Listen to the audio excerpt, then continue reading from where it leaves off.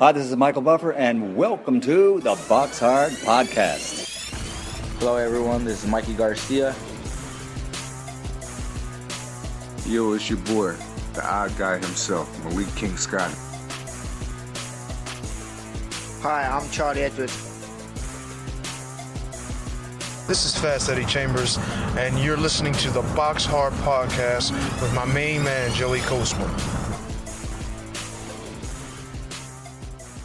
Hello everybody and welcome to episode 149 of the BoxHard Podcast. I'm your host Joey Coastman. I'm joined as always by the man himself, Mr. Ayaz Sumra. Ayaz, how you doing?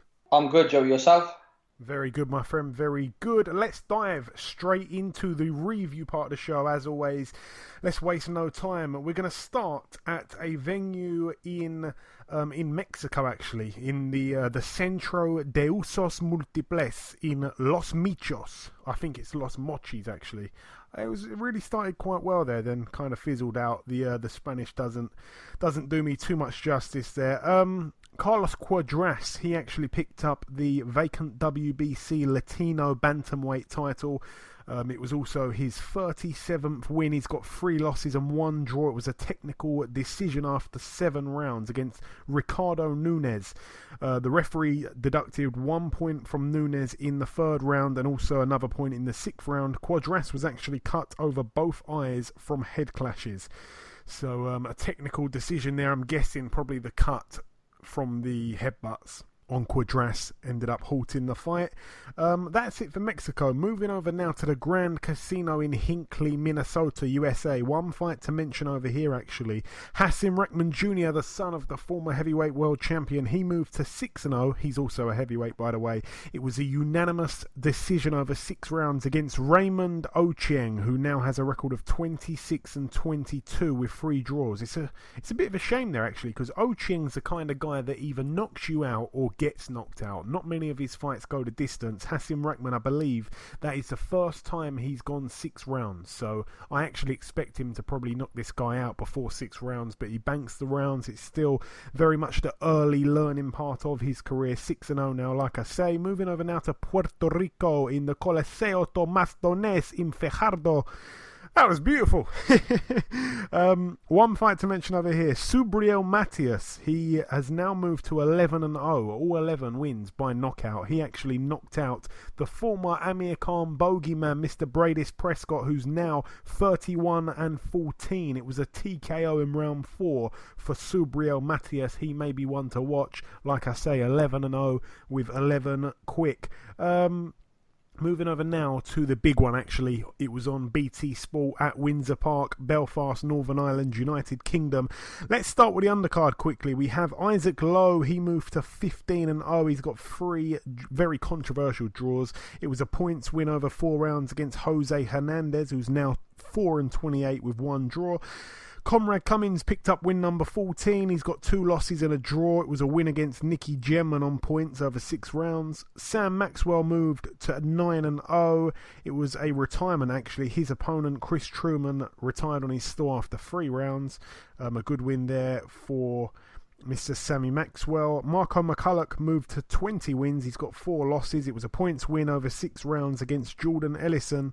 Lewis Crocker moved to 7-0, a points win over 6 against William Warburton, one of my favourite journeymen. That's his 138th loss. Luke Keeler picked up win number 15. It was a points win over 8 rounds against Dwayne Grant, who only had a record of 2-4 with 1 draw. Like I say, Luke Keeler now 15-2 with 1 draw. Stephen Ward beat Steve Collins Jr. for the vacant BUI Celtic light heavyweight title. So that was an 8-round points win there for Stephen Ward, now 8-0. Yeah, and now the big main 3 fights. Let's talk about Ayaz. We're going to start with Christopher Rosales against Paddy Barnes. Actually, obviously Rosales, the man that that dropped Andrew Selby in the first round of their fight and then went on to lose pretty much everything after that. And then, of course, one of his other losses came on British soil also against Cao Yafai. And then one of his other losses, I think, was very early on. It was on points. He come to the UK once again, and he won this time, obviously, a KO in the fourth round against our very own, or Ireland's very own, Paddy Barnes. But I like Paddy Barnes. When I say our own Paddy Barnes, I'm talking about the fact that he's been on the show before, so he's a part of the BoxHard family now.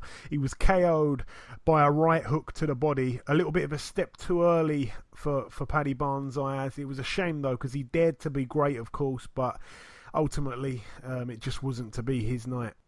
Yes, it wasn't his night, but I mean, obviously, it would have been a dream come true for Paddy Barnes to win, obviously, because he's in Belfast, obviously his home country as well.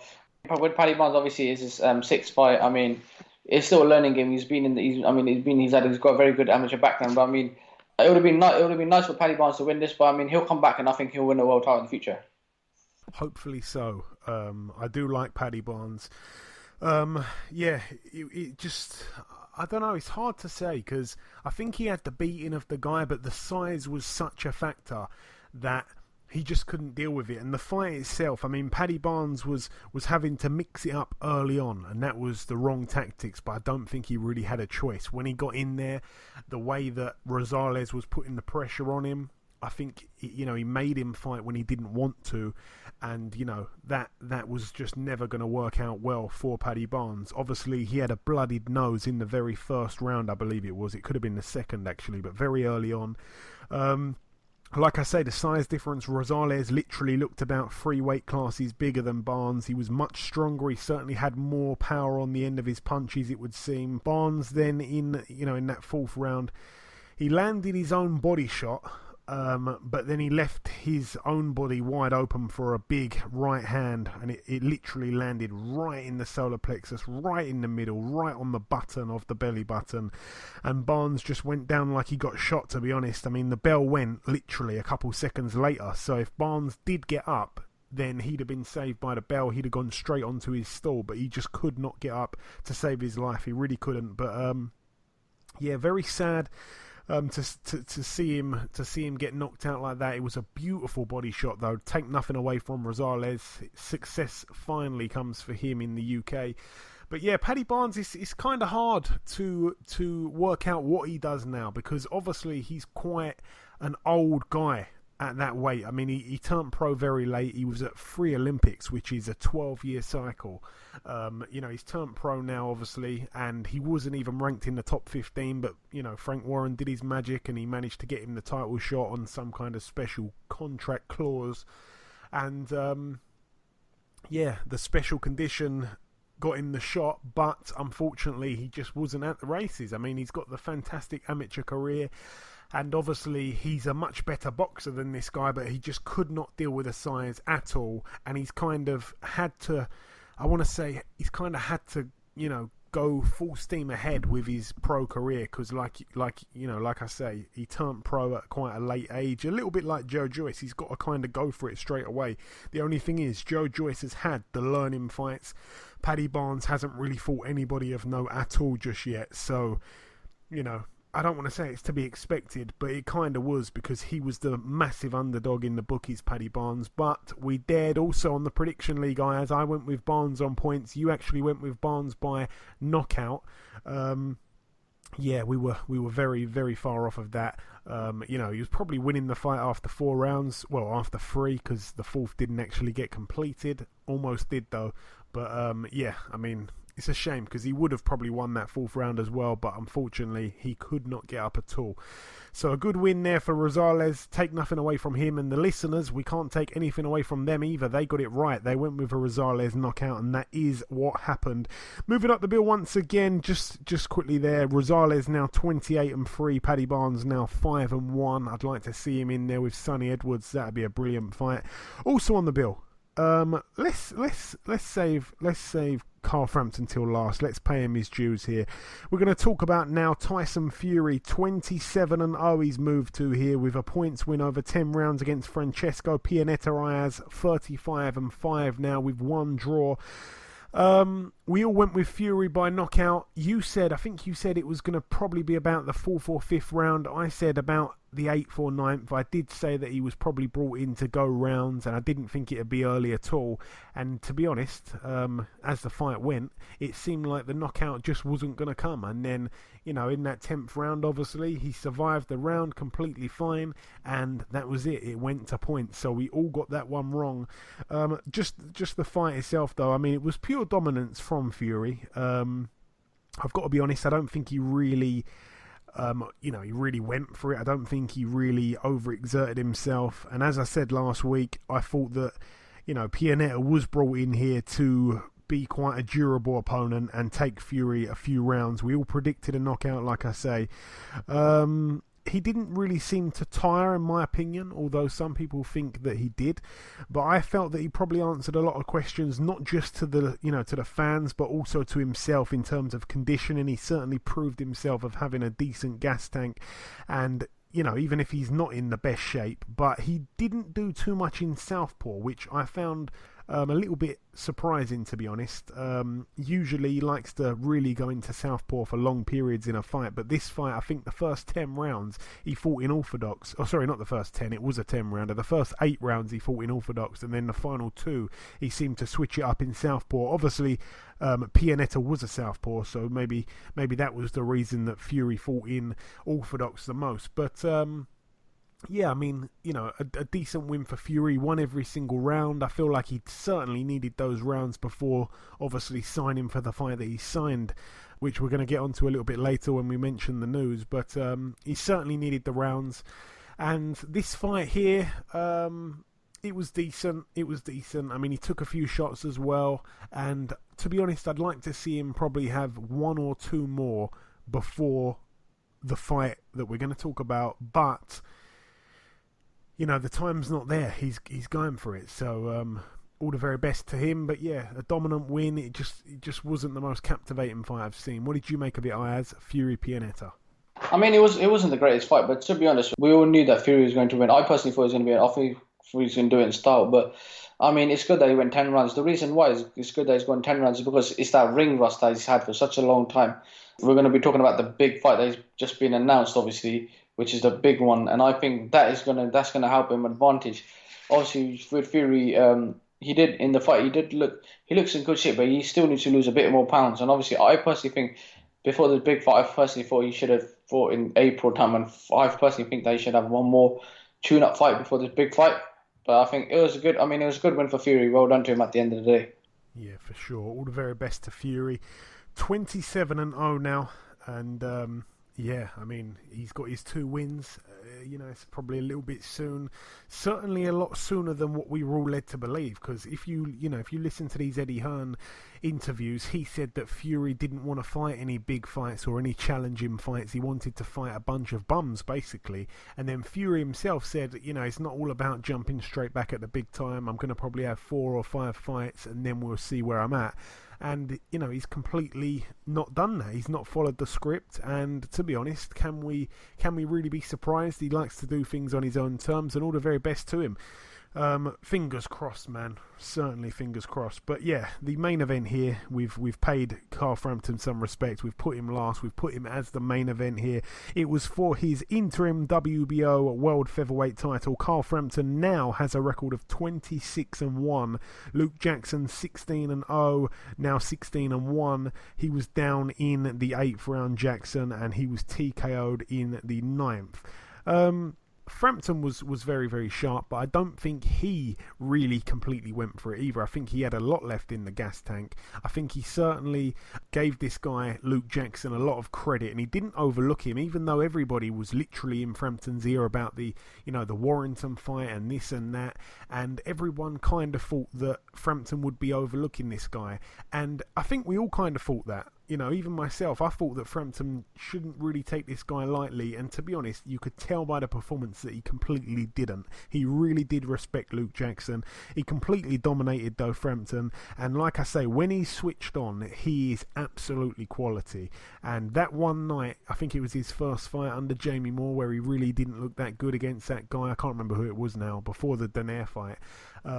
he seemed like he maybe slipped a little bit, but that seemed like he just wasn't really at the races mentally. I don't think he, respected that guy too much. I thought that he'd probably gone into the ring thinking he'd already won that fight, but that's a thing of the past now. Yeah, I mean, Luke Jackson, let's be honest, I mean, he wasn't a world-level fighter, at least he hadn't proved himself to be one at that point, but yeah, Frampton just made Jackson miss a lot. He was countering him, he was picking his shots nice, he was outclassing Jackson. That's really the open and shut of it, and the way the fight was going, it was pretty clear that Jackson wouldn't be able to survive the distance, even though I don't think Frampton was overexerting himself, but he was just... he just had answers for every single thing that Luke Jackson tried, and he did try, so we're going to give him some credit, Jackson. But in the 8th round, Frampton put Jackson down with a nice body shot that, to be honest, Jackson actually did well to recover from. There weren't many seconds left in the round, though, and then in that 9th round, and that, of course, was the final round, Frampton was really starting to land at will, and after shipping a bit of punishment, Jackson's corner made the tough decision to throw the towel into the ring and halt the bout. A good win for Frampton Ayaz. Obviously, again, he's got a big fight that we'll talk about, in the news part of the show a little bit later, but yeah, a decent win there just before the big one. I mean, obviously, it was a good win, another good win for Carl Frampton, obviously being trained under Jamie Moore now. I mean, obviously, Frampton now's got that big fight he's always been wanted. He wanted his dream that he said, I remember watching one of his interviews, and he said, my dream is to fight at Windsor Park, and he's done that. He's fought an Olympian called Luke Jackson, and I mean, he done a good job on him, but the big ones that everyone's waiting for, and I think he's going to do it. Okay, interesting. Let's save that to the news part of the show, Ayaz, but a brilliant fight that Frank Warren's made there. 2 brilliant fights he made. It was a brilliant night of announcements, actually. But yeah, all the very best to Carl Frampton, 26-1. You've got him at featherweight. You've got Scott Quigg at featherweight. You've got Kid Galahad, who I think's 24-0. You've got Lee Selby, obviously just moved up. But we've had such a brilliant bunch of fighters. I may have even left 1 or 2 out, but such a brilliant bunch of fighters there, all from Britain, all at or around featherweight. And it's just a shame, really. I mean, Carl Frampton's obviously fought Quigg. Josh Warrington's fought Selby. No one's really had, more than one fight domestically with a top rival, and no one seems to want any part of Kid Galahad. But yeah, I'd like to see those guys all fight each other. Lee Selby, I think's moved up 1 or 2 weight classes, so count him out of that, bring somebody else in. But a nice little crop of fighters there. All really with the same goal of winning a world title, a proper world title. Obviously, Warrington's got one now, but the rest of them all want that. And it's just weird how they've never clashed thus far in their careers. But hopefully, after this one that we've mentioned there, obviously we're going to talk about it. I may as well just say it: Warrington and Frampton. It's no secret. But after that fight, hopefully we see the winner defend once again in Britain against one of the other guys that I've mentioned there. But yeah, moving over now to the United States at the Westin Bonaventure Hotel in Los Angeles, California. One interesting fight to mention here: a guy who I mentioned last week. He was an Olympian in the 2016 Rio Olympics. His name is Batir Akhmedov. He was 4-0. He got in there with Ismael Barroso. Now, like I say, Ismael Barroso, to take him on in just your 5th fight, you've got some balls, my friend. And Akhmedov certainly had to show his balls. He was down in the 3rd round himself, but then he put Barroso down and out in round 9. So a KO there for Akhmedov in the 9th round of a scheduled 12. Ismael Barroso now 20 wins, 3 losses and 2 draws. Akhmedov now 5-0. Certainly showed some courage there, but like I say, Barroso, a real danger man, had this guy down in the 3rd round. Akhmedov showing his balls early on in his career there, a real gut check there. Brilliant win for him. He may go on to do some brilliantly exciting things. Moving over now to another part of the States, in the Maryland Live Casino in Maryland, USA. 1 fight, or 2 fights actually to mention over here.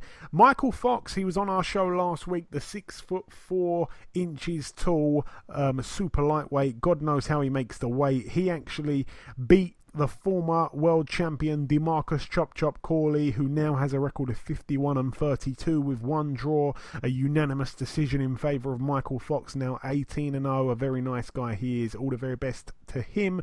Also, top of the bill, Damon Nicholson actually moved to 19-3 with one draw. He KO'd in 6 rounds Isaac Rodriguez, who now has a record of 25-3. This one was for the WBC United States Super Middleweight title. Coming down to the final bill, I believe now. This one happened at the Ocean Resort Casino in Atlantic City, New Jersey, USA. A few fights on the undercard. It was quite stacked, actually. Shakur Stevenson picked up win number 8 of 8. It was a unanimous decision over 8 rounds. He beat Carlos Ruiz, who now has a record of 16-5 with 2 draws. Jason Sosa, the former world champion, the man that lost obviously to Lomachenko in his last loss, he picked up a win here, 21-3 with 4 draws. Now a unanimous decision over 8 rounds against Reynaldo Blanco, who now has a record of 14-5. Jesse Hart moved to 25-1, a real impressive knockout. I've actually seen it. It was a 3rd round TKO against Mike Gavronsky, who's now 24-3 with 1 draw. Gavronsky was down twice in that 3rd round, so a brilliant win there for Jesse Hart. He's looking to get back at the top once again and try and challenge for a world title, whether it be a rematch with Ramirez or not. And the top of the bill, Brian B.Y. Jennings, 23-2, now 24-2. He actually TKO'd Alexander Dimitrenko in 9 rounds. Dimitrenko now 41-4. It was for the IBF International Heavyweight title and the vacant WBO, NABO Heavyweight title. Dimitrenko was really up for this fight, actually. He managed to knock Brian Jennings down in the 4th round, which is quite shocking, to be honest. And Dimitrenko was down twice in the 8th round and then once in the 9th round, where the bout was ended. So a good win there for Brian Jennings. Another gut check for him, and very surprising, actually, to see him down. When you think about it, he went the distance with Vladimir Klitschko, and Dimitrenko, I mean, I don't rate him too much at all, to be honest, but credit to Dimitrenko, but more credit to Brian Jennings for getting the win. But that's really it for the reviewing. Just before we wrap up part 1, the last thing to do, of course, is to welcome our very first guest. Ladies and gentlemen, please welcome the new IBF Super-Featherweight World Champion. It's, of course, Mr. Tevin Farmer. Tevin, welcome back on the show, champ. How you doing, man? Thanks for having me. It's always my pleasure, Tevin. It truly is. So, Tevin, first things first, actually. I want to go back in time to last year. We're not going to go into specifics about it, obviously, but the world knows that, you ended up being shot in your hand. Incredibly, only 4 months later, you're in the ring fighting for a world title. That was incredible in itself. But in the fight, in many people's eyes, including myself, you more than did enough to win that fight. And obviously, the fight was in America, but shockingly, when the judges revealed their scorecards, you were on the bad end of a split decision and you ended up losing the fight. It gets worse. Obviously, your opponent then went on to fail a drugs test. At that point, Tevin, mentally, it's a very tough thing to overcome. I guess you were probably wondering what on earth you needed to do to win a world title, and how, you got given such bad luck. Did it take a while for you to kind of, get over that whole thing? I would say it took probably like a month. Yeah. Yeah, it's obviously a very unfortunate thing, to happen to you there. But, that was all in 2017. I guess it was a bad luck year for you, really. 2018 is where it all changed, of course. You and Billy Dibb finally signed to fight each other. The fight gets made in Billy's backyard of Australia. You travelled out there and fought him for the vacant title. Before the fight, though, you tweeted something along the lines, I think it was in Fight Week, you tweeted something along the lines of, you were feeling real funny about being in Australia. You said that they were on some slick shit. Did something happen that we don't know about, Tevin, before the fight? It just something. I mean, it ain't let me use my gloves and a lot of other little things, but overall, it was pretty cool. I got the job done, so I'm happy.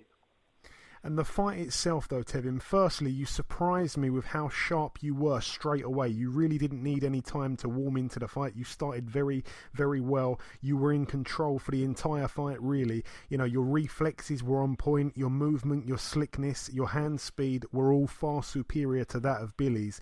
But what was it like from your own perspective? Walk us through the fight if you can, Tevin. Yeah, I feel pretty sharp in the beginning. I think Billy made it a little ugly fight. The way he was rushing in with his head, elbows, and et cetera, et cetera. But I got the job done. I mean, I stayed composed, and I just had to pick my shots, and that's what I did.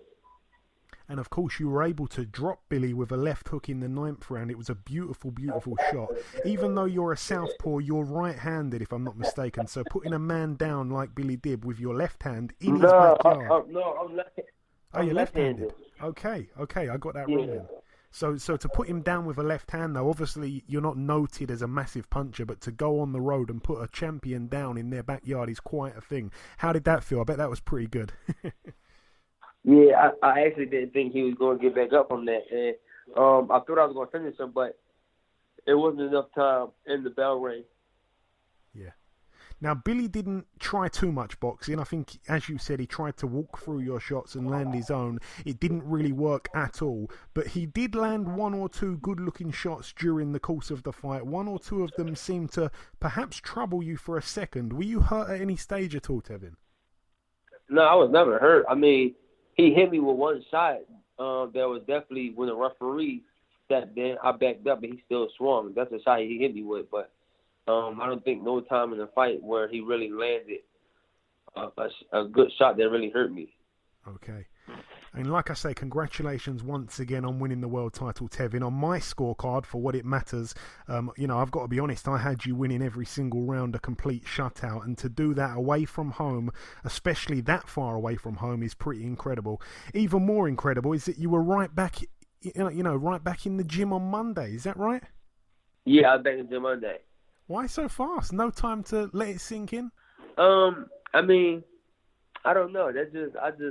It feel like I have to be in the gym, and when I'm not in the gym, I just feel like I'm missing something. So, it forces me to go back to the gym. That's the only thing. That's what I love to do. And another thing that not many people know is that actually on fight week against Billy Dibb, you actually celebrated your 28th birthday. Now, I'm guessing being in Australia, you probably didn't celebrate too much, especially with the biggest fight of your life coming up in just a couple of days. But when you got back home, did you manage to do something special? Yeah, I had a victory party in the birthday bash at my club that I own. Ah, I never knew you owned a club. Tell us. Yeah, I own a gentleman's club in Philadelphia. Okay, what's the name of it? The name of it is Teasers. Teasers. It's 38 West Girard, Philadelphia, Pennsylvania. Girard Avenue, Philadelphia, Pennsylvania. Well, certainly, if I ever come over to that area, I'd definitely have to hit that place up. Oh yeah, absolutely. Just let me know when you're coming. Now, immediately after the fight, Tevin, you made it pretty clear, that you were happy to take on the likes of Gervonta Davis. Is he the man at the very top of your wish list right now, or are you not really thinking about all that stuff at the moment? I don't have a wish list. I'm a world champion now, so I'm everybody else's wish list. People want to be where I'm at now. That's definitely the fight that I want, though. Okay, I like the way you answered that. It's very true what you said. Is he the guy, I'll put it like this, is he the guy that you want to fight most out of all the rest of the guys in your weight division? Yeah, absolutely. And obviously Gervonta has shown that his power is real. He can also really box too. You're not known as the biggest puncher, but you're certainly a master boxer. Do you believe that you could comfortably outbox him, or do you believe that you could even make a statement and possibly stop Gervonta for the first time in his career? I can do whatever I want. I can do whatever I want. Whatever I decide to do, that's what I do. And I know I win the fight for sure. You win the fight for sure. Okay. And out of nowhere, Tevin, you seem to now have a little bit of a Twitter beef going on with a fighter from over these parts called Jono Carroll. I don't really know where it came out of, but how did that all start? No, that's not a Twitter beef. I told him that I'd make him famous, so I replied to him. But is that a fight that is that a fight you're interested in, or is it really just a bit of entertainment on social media? Whoever wants this smoke can get it. That's how I'm looking at it. Whoever wants it can get it. As simple as that. I want to ask you, Tevin, is there any specific time that's been discussed as to when you'll possibly next be back in the ring? Yep, guaranteed. This year. Do you know a month just yet, or not at the moment? Possibly November. Possibly November, okay. And also, I'd like to let our listeners know about what you did the other day, Tevin. You went out in the street with boxes and boxes of food. You were handing out lots and lots of free food to the homeless. It's a beautiful gesture. You've actually gone on to say that you're not just going to do this once. This is something that you want to do quite a lot of. Tell us more about your goal in trying to feed the homeless, Tevin. A beautiful thing to do. I mean, that's I can honestly say that's something I always wanted to do. And I always said when I get in position to do it, I'm gonna do it. And I feel like I'm in a position to do it at this moment. So I kept my word to myself and I made it happen. It's a lovely thing to do, I must say. It really is. I also saw you tweet something else the other day about, because you lost 4 of your first 12 fights as a professional, you hope that you've inspired other boxers who've got a few losses to not give up. Obviously, you're only limited to a certain amount of characters on Twitter, but do you have any kind of more direct message to the fighters out there that could be listening to this that have got a few losses and are perhaps thinking about hanging up the gloves? What is your message to those guys to keep going? I shouldn't have to say much. My story speaks for itself. I think anybody that's really motivated, or anybody that want it bad, could just read about my story, or anyone that know my story will already know. Like if I was in that position, like which I was once in my life, and I've seen somebody with losses and make it to a world title, they won't have to say anything to me. I take it upon myself. They're like, damn, if he can do it, I can do it. If they don't have that mindset, then something's wrong. But yeah, I just like I say, brilliant for for handing out the food. Brilliant to send out a touching message like that to to boxers that may be in a hard place at the moment. You've been there and done that and rise to the top of the world now. So unbelievable stuff. And just before I let you go, Tevin, is there any kind of message that you want to send out to anybody at all? Like, is there any closing message or words for the likes of Jono, Carroll, the likes of Gervonta, anything at all? I ain't got no words for them. I got words for the fans, man. They just keep supporting me, and I'm gonna keep doing my thing. Yeah, because I know that when you went out to Australia, even though, you kind of beat the hometown hero, if you like, a lot of Australian fans have really took to you now. So you've got a fan base out there in Australia. You've got a fan base in America, of course, as well. And even in the UK. Certainly loved. Yeah, that's it. See, you said it. You know it. You're loved all over the place now, Tevin. Yeah, I think we're right out of your mouth. The UK. Man, the UK love me. I got a lot of fans and supporters over there. Yeah, you truly do. I would definitely like to fight over there one day. Hey, we need you here. We truly do. We really do, Tevin. It'd be a brilliant, brilliant thing. But listen, it's always my pleasure speaking with you. It truly is. Keep doing what you're doing, my friend. Congrats once again on becoming a world champion, because believe me, it was long, long overdue, and we'll certainly catch up sometime soon, Tevin. Absolutely, man. Thanks, man. I appreciate you. Okay, now it's time for part 2 on this week's show. This part, of course, the news part of the show. Ayaz, what do you have for us this week? Yes, the main news is that Deontay Wilder will face Tyson Fury in Las Vegas. Yeah, Tyson Fury certainly let it slip out when he was getting in Wilder's face. I mean, that was quite bad. We knew straight away, even though Frank Warren said that all details are going to be getting announced. He let it slip. It's going to be in Las Vegas. A little bit surprised, actually, to see Tyson Fury go on the road. Some people saying it's a bit of a cash out. I mean, there's no way in this world that he's going into that fight actually thinking, yeah, this is a cash out. I'm just going to get my money, get knocked out, and then, retire. That's just not going to happen. He doesn't think like that. He will certainly think he's going to win. And I guess he's probably going over there for the more money, I'm guessing. I mean, that can only be what it is. You've got BT behind him now. I'd imagine that if they used their pulling power, they probably could have done something. But then again, I almost forgot there. Obviously, you've got the champion splits and all the rest of it. So the man with the the advantage in the negotiations would have been Deontay Wilder. So he's going on the road to Las Vegas. We're not quite sure of a date yet. We're hearing lots of rumours about November. If that is the case, then that's not too long. I think Fury went straight on holiday, if I'm not mistaken, after his win. So he really needs to get back in the gym, and he needs to really, really work out harder than he's been doing in these 2 comeback fights, because this is such a monster fight. And to be honest, in my honest opinion, I'm the biggest Fury fan out there. Aside from the Stig, if he's listening in his cab, then he may be a bigger Fury fan than me. But for me, I think it's probably a little bit early, and I think it's very risky. But I certainly can't write Tyson Fury off. I wrote him off for the Klitschko fight, and the way he dealt with him was unbelievable. The only thing is, in my opinion, Wilder doesn't have much boxing skill, so Fury will be able to outbox him without even using up too much sweat, to be honest. Now, the only thing is, what happens when you frustrate Wilder? Because Wilder, time and time again, has been outboxed, and he hasn't really shown any signs of frustration. He still believes he's going to land that haymaker of a shot that he's got in that right hand, where he can just completely knock a building out. And if he lands that, and he always has, every single person he's fought, he's knocked out. Obviously, Stavern went the distance, and then he knocked him out in a rematch. Everyone's been knocked out. Everyone who's fought Deontay Wilder is a professional. So will he land on Fury? I just can't see Fury, as good as he is, staying away from that right hand the whole fight. But if he does, then he wins the fight, no question. He shuts out Deontay Wilder. But it's just a case, can he stay away from that big right hand? Because Deontay Wilder's so unorthodox, he's so wild and reckless, and he won't care about Fury's shots coming back at him. That's another thing. We saw a great technical boxer in Luis Ortiz do what he did, and Wilder had to respect his power. He couldn't go gung-ho in there.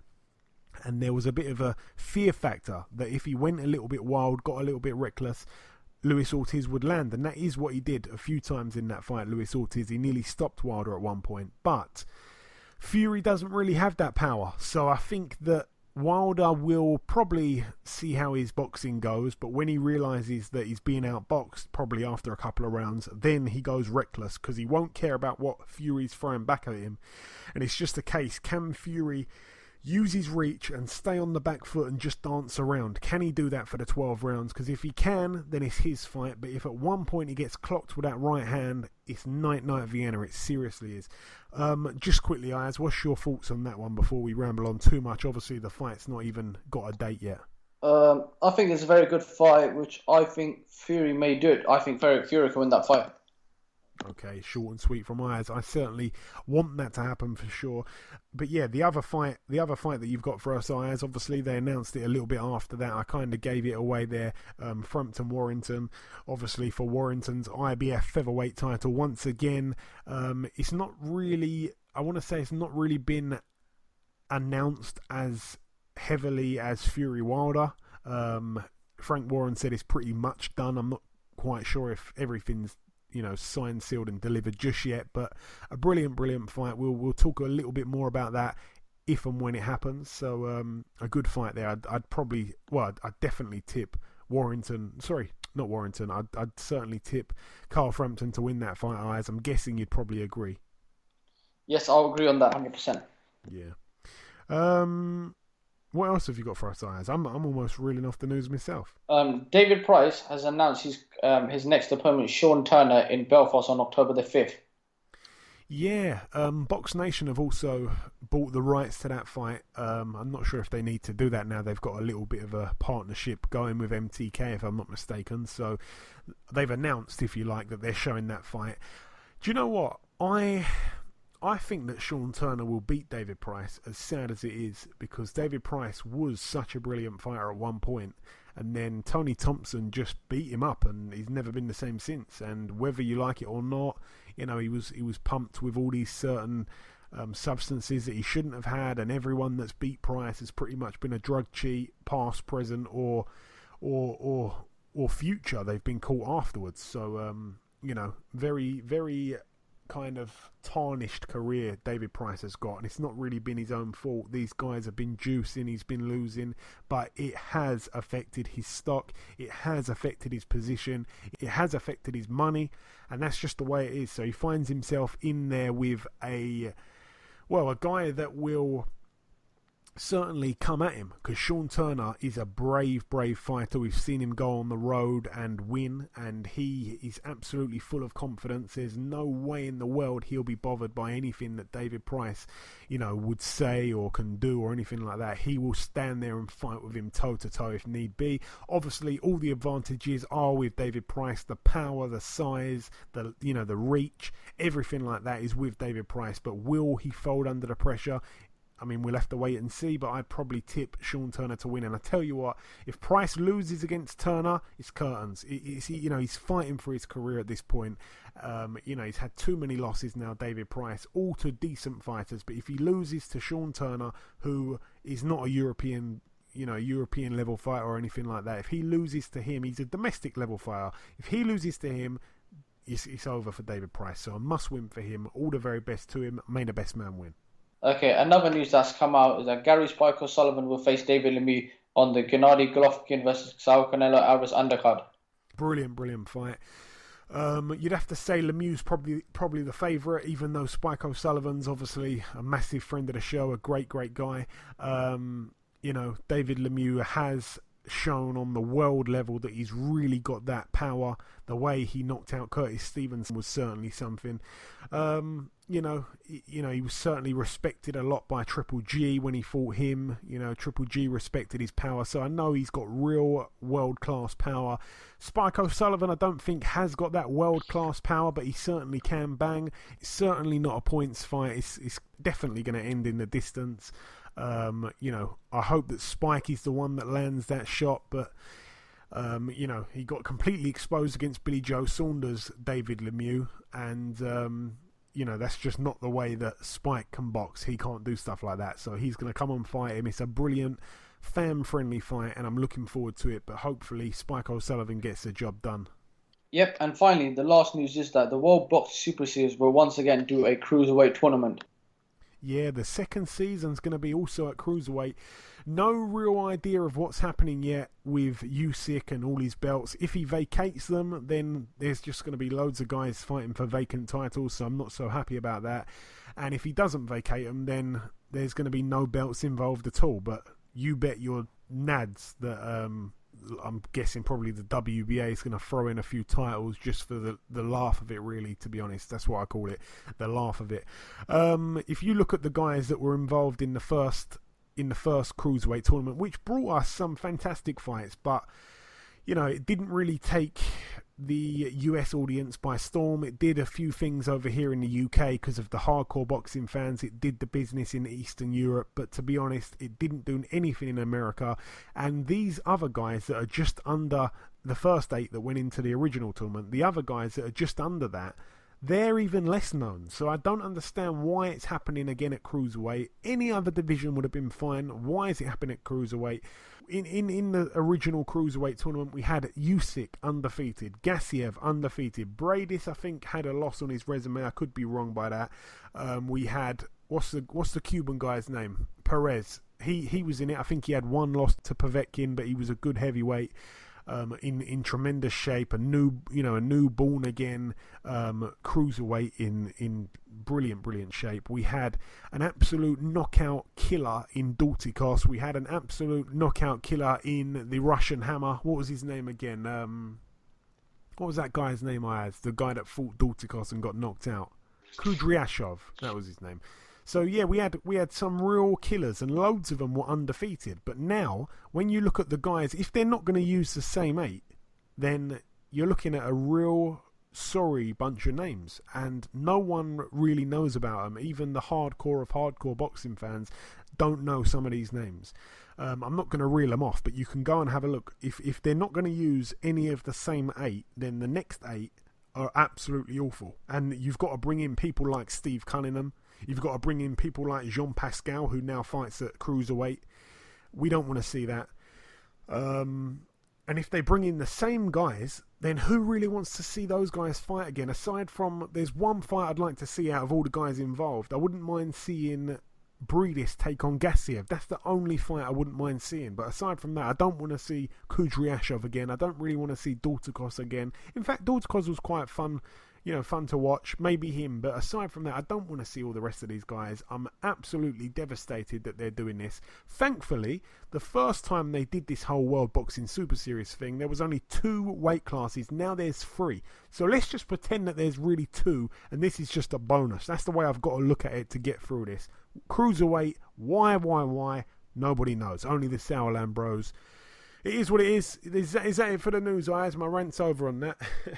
Yes, that's it for the news. Okay, thank you, Ayaz. Moving over now to the Emirates Arena. It's not the Arsenal Stadium. It's in Glasgow, Scotland, United Kingdom. This is an MTK Global show. What do we have on here? One fight really to mention. Ronnie Clark, 21-4 with 2 draws. Recently beat Zelfa Barrett, took his O. He's in a 12-rounder against the amateur standout David Oliver Joyce, who's 7-0. This one's for Ronnie Clark's IBF European Super-Featherweight title. A real good fight there for David. Well, for the fans actually, but for David Oliver Joyce, this is a real gut check. Just 8 fights in. All the very best to both men there. Ronnie Clark, you can't really not like him. He'll fight anyone. He'll turn up with a red ponytail. And obviously it's in Scotland, so he's got that extra push behind him, but he's got fans that will travel all over the UK, no problem, and they won't have to travel far, so I'm expecting a big crowd there for Ronnie Clark. Also on the bill, we have Chris Jenkins, 19-3 with 1 draw, takes on Dara Foley, who's 15-2. That one's for the WBA Oceania Super Lightweight title. We don't usually see that belt contested in Scotland. Yeah, that's really it for that one. A good fight there. That's a 10-rounder, that one. That's it for that one. Moving over now to the Minneapolis Armory in Minnesota, USA. We have Willie Monroe Jr., 22-3. He takes on Javier Maciel, who's 33-6. I think they were supposed to be getting Vanes Martirosyan with a few days' notice for that fight. I'm not quite sure what's gone on there. Also on this bill, we have Jamal James, 23-1. He takes on Mahonry Montez, who's 35-7 with 1 draw. And we also have on this bill the guest on last week's show, Caleb Truax, former IBF Super Middleweight World Champion. He looks for win number 30. His record 29-4 with 2 draws. He takes on Fabiano Pena, who's 15-10 with 1 draw. Of his 10 losses, he's been stopped 9 times. So I'm expecting Caleb Truax to get a knockout here. Also, the brother of Gary Russell Jr., Antonio Russell, his record 11-0. He takes on Nick Otieno, who has a record of 31-14. That should be quite interesting. That's an 8-rounder there. And also, I think he's Ghanaian. He's certainly an African fighter. I think he's also an Olympian. His record's 5-0 with 5 knockouts. His name's Efi Agjagba. And his record, like I say, 5-0 with 5 knockouts. He takes on heavyweight Curtis Harper, 13-5. I remember Harper giving a real decent account of himself to Chris Arreola when he was completely the huge underdog and outsider, and he gave him a real fight. That's a 6-round contest there. Moving over now to the Grand Hotel de Kinshasa in the Democratic Republic of Congo. Ilunga Makabu, the man that got knocked out in Goodison Park by Tony Bellew, his record 21-2. He takes on Taylor Mabika, who's 19-2 with 1 draw. That one's for the WBC International Cruiserweight title. Moving over now to the Gila River Arena in Glendale, Arizona, USA. We have 2 fights to mention on this bill, 2 main fights here. This card obviously shown on ESPN in the States and also on Box Nation in the UK. We have top of the bill Raimundo Beltran, 35-7 with 1 draw, friend of the show. He defends his WBO World Lightweight title against the former world champion himself, Jose Pedraza. No one's really seen him since he got knocked out by Gervonta Davis that night. I think it was back in January of 2017, if I'm not mistaken. That's going off the top of my head there. But Jose Pedraza, a real good fighter, a man that I think at the time we actually tipped to beat to beat Gervonta Davis. But yeah, he came up short there. He got absolutely outclassed and beaten up. And now he's back in there with Raimundo Beltran, a real good fight. And I'm actually tipping Jose Pedraza to get the win here. We haven't gone to the predictions, but I think he wins that fight, even though I hope Beltran wins because he's a friend of the show. 12-round contest, of course, there. And also, we have another friend of the show, Isaac Dogbay. He puts his WBO World Super Bantamweight title on the line. His record 19-0 is his first defense after beating Jesse Magdaleno back in Philadelphia earlier this year. He takes on Hidenori Otaki, who has a record of 31-2 with 3 draws. A good fight there. Isaac Dogbay, I'm expecting to probably actually stop this guy. Very brilliant fighter to watch, Isaac Dogbay. Very exciting style, and certainly a very fan-friendly fighter. Obviously, fighting under Top Ranks banner here. Brilliant little card, that one. And that's really it. There's one other thing to mention, actually. It's happening next Tuesday on the 28th of August. Obviously, at the moment, it's a fight that we're previewing, but we'll talk about the result on next week's show. It's happening in a place called Nakhon Sawan in Thailand, and we have Chayaphon Moonsri. I think he's got a couple of other names, but the main thing is he's the WBC World Minimum Weight Champion. His record 50-0, baby. It is tied with Floyd Mayweather's record. If he wins and he beats Pedro Tajuran, whose record's 12-1, if he wins this, Moonsri, he moves to 51-0. I want him to retire if that happens. He needs to walk away from the sport, having beaten Mayweather's record by 1, and he can retire. I don't want to see him lose anytime soon, but all the very best to Chayaphon Moonsri. Please move to 51-0. Please better Floyd Mayweather's record. It will do us all a massive favour. All the very best to Chayaphon Moonsri. Please get to 51-0 on Tuesday, the 28th of August, next Tuesday. After this weekend, obviously, we'll talk about the result on next week's show. But that really wraps up the previewing. Just before we wrap up part 2, the last thing to do, of course, is to welcome our second and final guest. Ladies and gentlemen, please welcome the undefeated high-flying lightweight prospect, Mr. Devin Haney. Devin, welcome to the show, sir.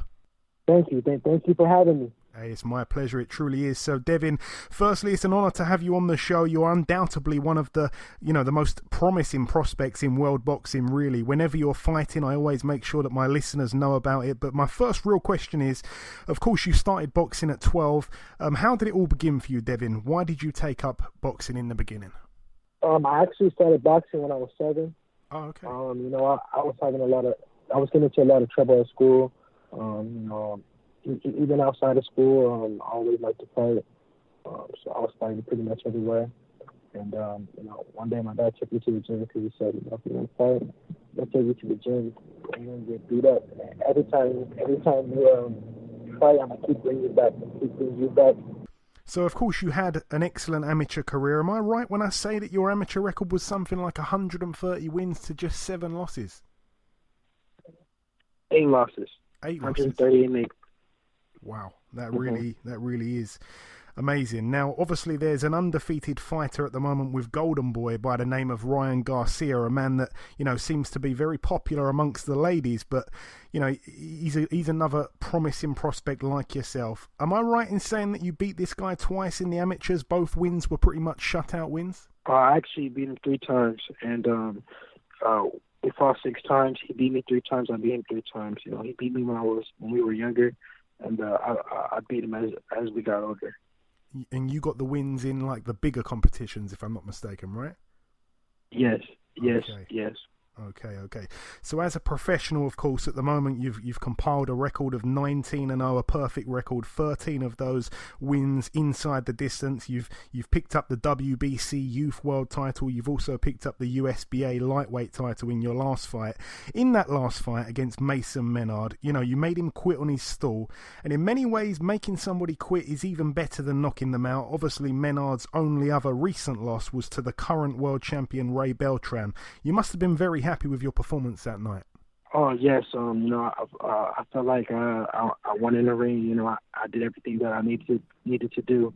I stuck to the game plan, and overall, I got the win. And like I say, you've got that style where, I saw your hands down there. You were coming at him in lots of different angles. It almost looked a little bit Prince and Nassim like. Fantastic performance there. Obviously, you'll be fighting next on. Thank you very much.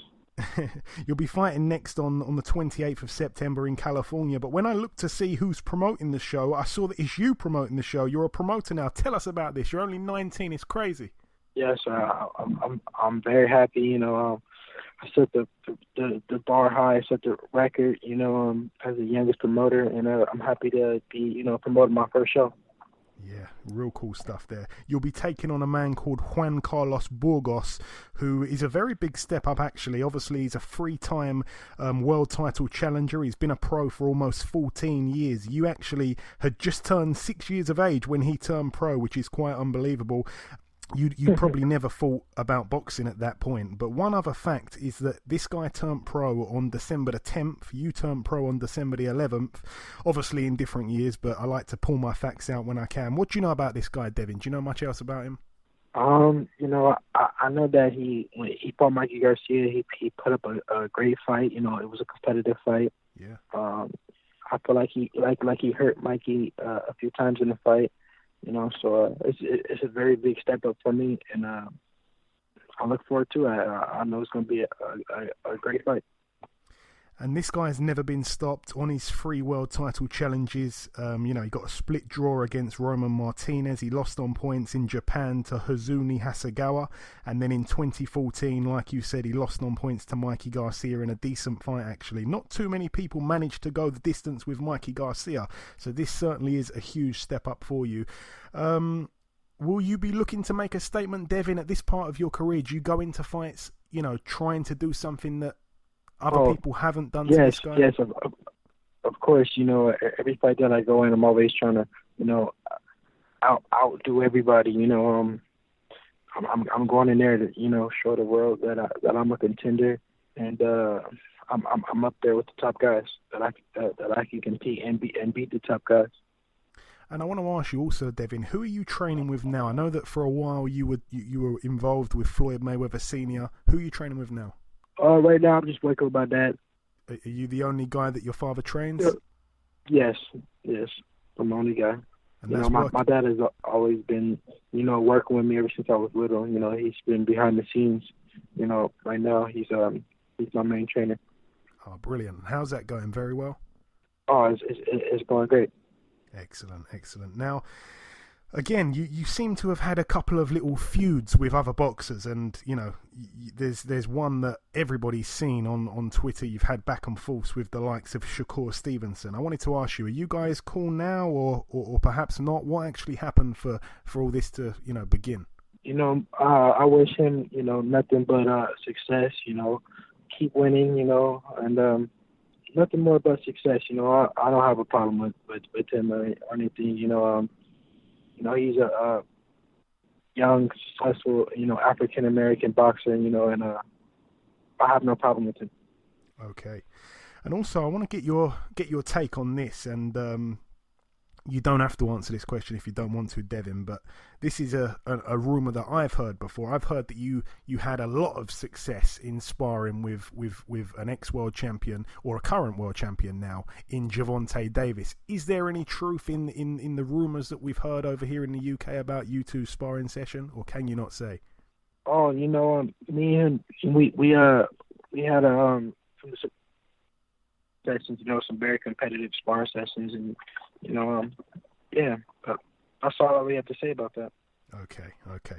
And coming down to the last couple questions, Devin, I like to ask this question to everybody that I speak to from overseas. Do you have a favourite UK fighter? The UK fans like to know this. Are you interested in UK boxing? Who do you like right now, or perhaps somebody from history? Who do you like? I like Josh Kelly. Oh, okay. I like the guy who's fighting. Who's getting ready to fight Nonito. What's his name again? Nonito. Ryan Burnett. Ryan Burnett. I like him a lot too. Do you know what? Those are two guys that I probably. Sorry, go on. I don't mean to cut you off. Continue. No. Go ahead. No, I was going to say, those two guys that you mentioned there, I'm actually quite surprised that you named them, because not many people would have seen those guys, you know, on the TV over in the States. They don't really have the biggest profiles just yet. They're still, you know, kind of learning on the job, I guess, especially Josh Kelly. I'm impressed to hear you say that. What about these fighters tickles your fancy? What do you like about these guys? You know, those guys are the come up like me. You know, they're not real big, but you know they're on the come up, and I like their boxing skills. You know, I think they have a lot of, you know, natural ability and great boxing skills. You know? So I'm a fan of those guys. And lastly, Devin, before we let you go, I just wanted to give you an opportunity to send out a message to your supporters here in the UK. Like I say, every chance I get, I'm always talking about how much potential you've got. Not just myself, a lot of people in the UK, you know, they're big on you. You've got a lot of fans out here. What is your message to your supporters overseas? You know, keep supporting me. You know, I get so much love from the UK. You know, I appreciate you guys. You know, I look forward to fighting there sometime in the near future. Absolutely. And where can people follow you on social media, Devin, if they aren't already following? Instagram, Twitter, Real Devin Haney, Facebook, Devin Haney. Excellent. Okay, listen, Devin, well, it truly has been my pleasure having you on this week's show. It's always great to speak to a prospect, and you're certainly one of the most promising in world boxing. Best of luck for the 28th of September, and we'll certainly catch up sometime after. Yes, sir. Thank you very much. Okay, and this wraps up episode 149 of the BoxHard Podcast. I've been your host, Joey Coastman. Ayaz Sumra has been Ayaz Sumra. A massive thank you to our two guests on this week's show, Tevin and Devin. Tevin apparently is now fighting James Tennyson on October the 20th in the States. The prediction league currently stands at myself on 50 points, Ayaz on 53, and the listeners have now pulled ahead to 55 with 2 correct predictions on the weekend. So that has put you guys, the listeners, in front of Ayaz and also in front of the whole race. Congratulations on that. Thank you all so much for listening to this week's show. Enjoy your weekends, people, and we shall catch you all again next week.